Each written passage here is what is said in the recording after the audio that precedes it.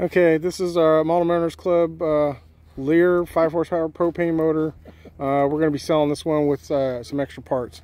So it's been in our Conics box. We're getting ready to start it up. Go ahead and start it up, Ken. See if she starts. 5 horsepower motor.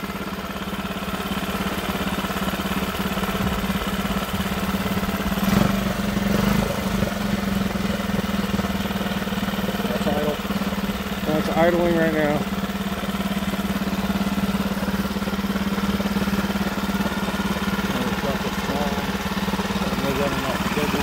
Running off the big canister, you can run off regular propane.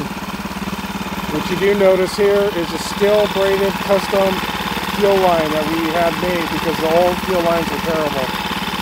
Just that fuel line alone was $200. So we have a second Lehr outboard for parts. So this will be up for sale and running really good.